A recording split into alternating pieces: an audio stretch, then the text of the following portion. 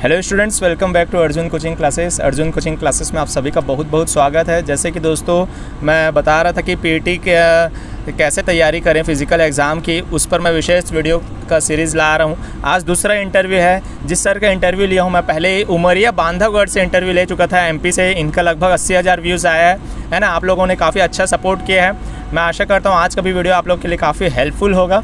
तो चलिए आज के प्रश्न शुरू करते हैं सर से। सर का पूरा इंट्रोडक्शन लेते हैं। सर आपका गुड नेम? मेरा नाम युगल किशोर है। कहाँ से बिलोंग करते हैं सर? मैं रायपुर जिला में तिल्ला ब्लॉक से, ग्राम पंचायत देवरी से हूँ जी। तो सर आप बताना चाहेंगे कि आपने फ़िज़िकल की तैयारी कब शुरू की थी? एग्ज़ाम से ठीक पहले कितने दिन शुरू किए थे? मैं फ़िज़िकल का तैयारी वैसे तो एग्ज़ाम का रिज़ल्ट आने के बाद किया था जी। पर जो फ़िज़िकल एक्टिविटी रहता है, जो जैसे शाम में या सुबह में थोड़ा बहुत सिटअप पुशअप वगैरह मैं कंटिन्यू करता था अपने फ़िज़िकल स्ट्रेंथ को बढ़ाने के लिए। और तो फिट रहने के लिए मैं शाम में आधा घंटा तक मतलब सिटअप पुशअप वगैरह या झूलने वूलने का काम करता था, जिससे फैट भी नहीं बढ़ा और फिज़िकल स्टेमिना मतलब बरकरार था। और मैं जब 2017 में आर्मी का भी तैयारी किया था तो उस टाइम से भी मेरा रनिंग का थोड़ा प्रैक्टिस अच्छा खासा था। अच्छा जी। और दोस्तों 17 दिसंबर 2019 को लगभग एग्ज़ाम ख़त्म हो गया। 2018 को एग्ज़ाम ख़त्म हो गया था ग्रुप डी। 4 जनवरी को आंसर किया आया था। लगभग सिर्फ 17-18 दिन में आंसर किया आ गया था। जस्ट 2 महीना बाद 4 मार्च 2019 को पीटी के लिए कॉल आया कि किसका हुआ है कि नहीं, एडमिट कार्ड आया। तो सर आप बताना चाहेंगे क्या क्या डॉक्यूमेंट्स लगा था पीटी के लिए? पीटी के लिए आपको जाने के लिए पीटी के लिए कॉल लेटर अलग से आता है। उसके साथ आपको जब जो रिटर्न एग्ज़ाम दिए थे सीबीटी, उसका आपको लगेगा, जो दिए रहते हैं आपको पावती समझ लीजिए, वो लगेगा, वो दोनों चीज़। और उसके अलावा तो और कुछ नहीं। आप जैसे एक आईडी फोटो सहित आईडी। अच्छा जी, आधार कार्ड वगैरह। जी जी। आप जैसे बताएं कि स्टेमिना के लिए, है ना, फिट रहने के लिए स्टेमिना कैसे बढ़ता है रनिंग के लिए? रनिंग के लिए स्टेमिना आपको अगर बढ़ाना है तो आप ज़्यादा ओवर प्रेडिक्टिव ना रहें। अच्छा। कैलकुलेटेड ज़्यादा ना रहे। ये आपका बनेगा ग्राउंड में मेहनत करने से ही। अच्छा अच्छा। हाँ, कभी कई कैंडिडेट या करते हैं कि मैं ये वीडियो देख लूँगा, मैं इसका वीडियो देख लूँगा तो उससे मेरा फिजिकल स्ट्रेंथ बढ़ेगा या स्टेमिना बढ़ेगा। आप कोई वीडियो देख करके आप अपना स्टेमिना नहीं बढ़ा सकते। आपको मेहनत करना है तो पसीना बहाना है, वो ग्राउंड में ही बहा के आप बना सकते हैं। मेरा गांव ग्राम पंचायत देवरी में ऐसा माहौल रहता है कि बच्चे लोग ही मेरे को सिखाते थे दौड़ने वौड़ने का, आर्मी का तैयारी करते थे सब, तो उन लोग बताए थे। तो यही है कि आप ग्राउंड में मेहनत करिए, वहाँ आपको बहुत गाइडलाइंस मिल जाएगा। ग्राउंड में आपका टाइमिंग क्या रहता था? जैसे 1 किलोमीटर को वहाँ आप देखते होंगे, कैलकुलेट करते होंगे, वहाँ कितना टाइम में निकाल ले रहे थे? देखिए, वैसे जब मैं आर्मी का तैयारी करता था तो मेरा 5.5 मिनट में ही 1600 मीटर निकाल लेता था, है ना। अच्छा। बट वो छूट गया था तो 2 साल लगभग 17 में मैं रनिंग किया था वहाँ पे क्वालिफाई। अच्छा। तो उसके 2 साल बाद ये हुआ, तो उसके बाद से मैं केवल शाम में सिटअप पुशअप वगैरह बस करता था अपना फिट रहने के लिए। अच्छा। है ना। तो फिर से वो समझ लीजिए 4 तक चला गया था स्टार्टिंग में। अच्छा। फिर मैंने उसको 30 सेकंड कम करके 3.5 तक मैकअप कर लिया था उसको। अच्छा, 3.5 तक। जी। तो 1 किलोमीटर 3.5 तक आ जाता था जी। तो ये काफ़ी बड़ी बात है दोस्तों, 3.5 मिनट, क्योंकि अभी के जो कैंडिडेट्स हैं उन लोग सवाल उठाते हैं कि 3.5 में हो पाता है कि नहीं। लास्ट वीडियो में बनाया था 3:36 में, उन लोग बोले 3:36 में कैसे हो जाएगा, पॉसिबल नहीं है। मैं खुद दोस्तों 3:52 में कंप्लीट किया था। और एक क्वेश्चन पूछना चाहूँगा कि आपको घड़ी अलाउ था कि नहीं उस दिन? जी, घड़ी अलाउ नहीं था। नहीं था, घड़ी अलाउ नहीं। घड़ी अलाउ नहीं था। उसमें आपके पैर में या शरीर के किसी भी अंग में चिप लगा दिया जाता है। हाँ। उसमें आप जब रनिंग स्टार्ट करोगे तभी से वो काउंट होगा। इसमें घबराने वाली बात नहीं है कि मेरे सामने 10 लोग पहले निकल गए। अच्छा। तो क्या उससे काउंट होगा? आपका 1-1 सेकंड वहाँ पे काउंट होगा। तो आप सिर्फ अपना राउंड गिनिए। और जब आप प्रैक्टिस कर रहे हो तो एक सर्कल में ही प्रैक्टिस करिए तो ज़्यादा सही रहेगा। सीधी सड़क में क्योंकि आपको दौड़ाने का संभावना 0% है, तो आप कभी उसमें ना दौड़े। क्योंकि आप जब एक राउंड में दौड़ना और सीधी सड़क में दौड़ना, इस दोनों में बहुत ही अंतर होता है। सीधे सड़क में दौड़ने में आपको आसानी होती है। तो कभी कभी होता है कि कई कैंडिडेट राउंड और उसके दोनों में उलझ कर कभी कभी एक होता है कि आप दौड़ने के प्रेशर में रह जाते हैं तो नहीं निकाल पाते। तो उसको ध्यान रखिए। और अगर जैसे मैं बोल रहा हूँ कि टाइमिंग का है, टाइमिंग कम करने का तरीका ये है कि बहुत सारे कैंडिडेट ऐसे रहते हैं, वो एक नियत स्पीड में दौड़ते हैं, कांस्टेंट स्पीड में। जैसे 1 किलोमीटर है तो मैं 1 किलोमीटर पूरा एक कांस्टेंट स्पीड में निकालते जा रहा हूँ, कांस्टेंट स्पीड। इसके लिए आपको इसको अगर कम करना है तो आप क्या करिए कि एक स्प्रिट होता है, स्प्रिट रनिंग, स्लो फास्ट करके। स्लो फास्ट रनिंग बहुत ही फायदेमंद होता है। मतलब आप 200 मीटर 100 मीटर पैदल चलिए, केवल ज़्यादा नहीं 20 से 30 मीटर आप अपने पूरे एफर्ट से दौड़िए, है ना। तो ऐसा टाइप से आप 5 से 10 मिनट डेली प्रैक्टिस करिए। तो और जब भी आप रनिंग करें, अगर आप 1000 मीटर कर रहे हैं, 2 किलोमीटर कर रहे हैं, 3 किलोमीटर रनिंग कर रहे हैं, तो जब लास्ट आए, लास्ट क्षण, तो उस टाइम में आप अपना फुल स्टेमिना के साथ दौड़े। इससे फ़ायदा ये होता है कि जब आप रनिंग में जहाँ जाओगे, देखिए रनिंग निकालने के 10 सेकंड बाद आप कितना भी थक लो कोई दिक्कत नहीं है, है ना। पर आप वहाँ अगर स्पीड कम कर दिए तो अगर आपका इधर वो मेकअप नहीं हो पाएगा। तो इस बात का ज़रूर ध्यान रखिए कि आप लास्ट एंड में अपना स्पीड एक्सेलरेट ही करें। बिल्कुल, बहुत अच्छी बात बताई सर ने कि आपको कैसे स्पीड को प्लस माइनस करना है करके, है ना। यहाँ पर एक और क्वेश्चन पूछा जाएगा कि ग्राउंड कौन सा था आपका जहाँ एग्ज़ाम हुआ पीटी का? मेरा ग्राउंड WRS कॉलोनी में था, रायपुर में। और उससे पहले शॉर्ट में बताऊँगा एकदम छोटा, उससे पहले आपका क्या क्या माइंड में था, दिमाग में, कि अब मैं आपका जैसे आपको 1 घंटा के बाद आपका होना है, तो क्या क्या माइंड में था? वैसे उसमें ज़्यादा थिंक नहीं करना है, आपका रनिंग होने वाला है, आपने प्रैक्टिस किया है, अगर आप में आत्मविश्वास है तो ये सब सारे ऐसा कुछ क्वेश्चन नहीं आता आपके दिमाग में।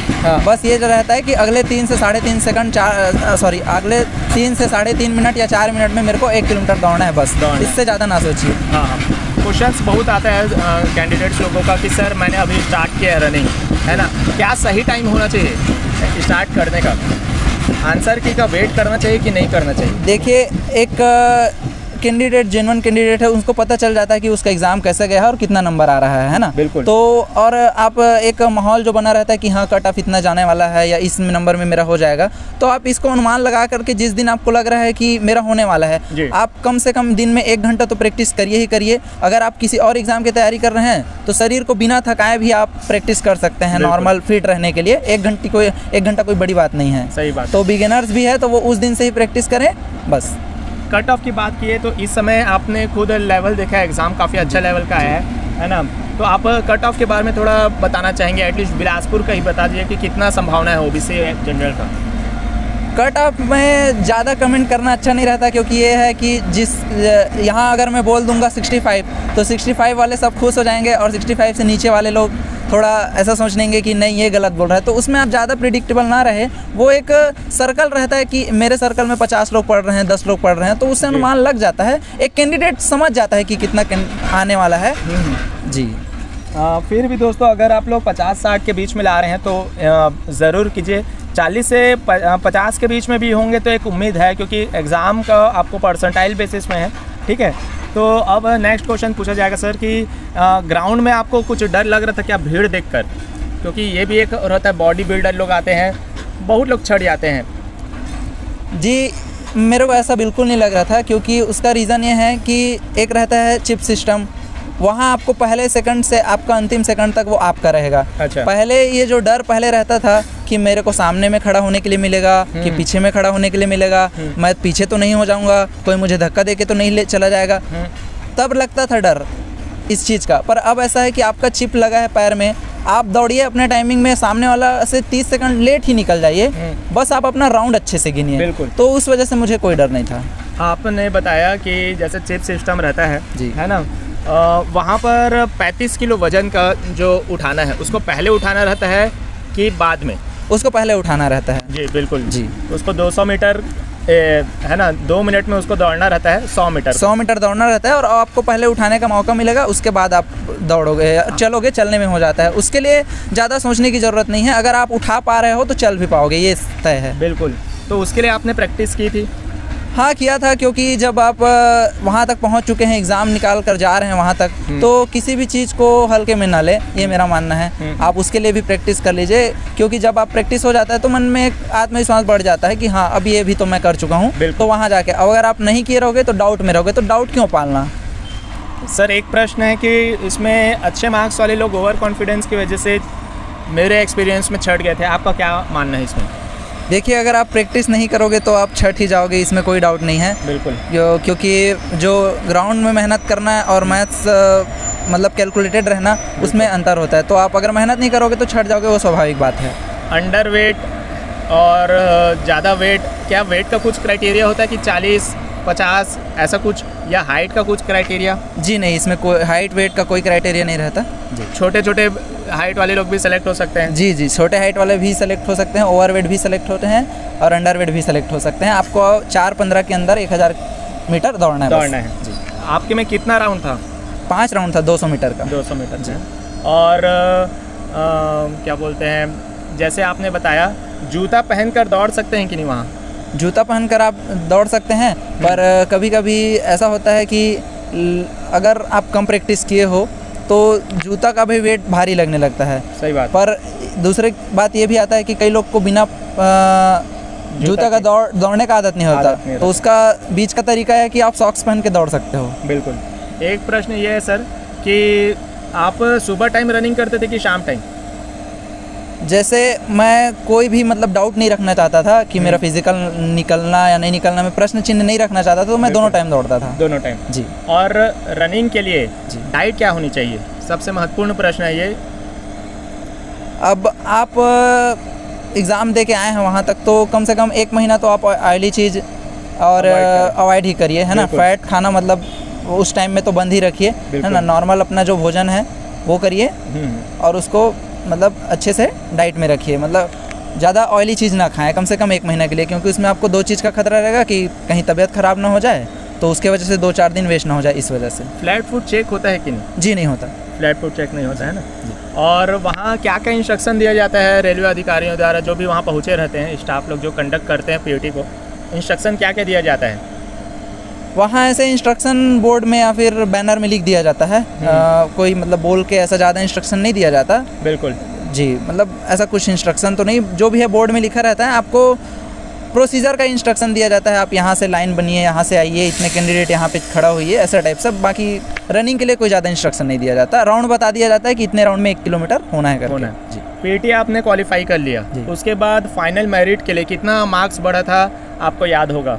डॉक्यूमेंट वेरिफिकेशन के लिए 1:1 रेशियो है इस समय, इसके बारे में बताएंगे।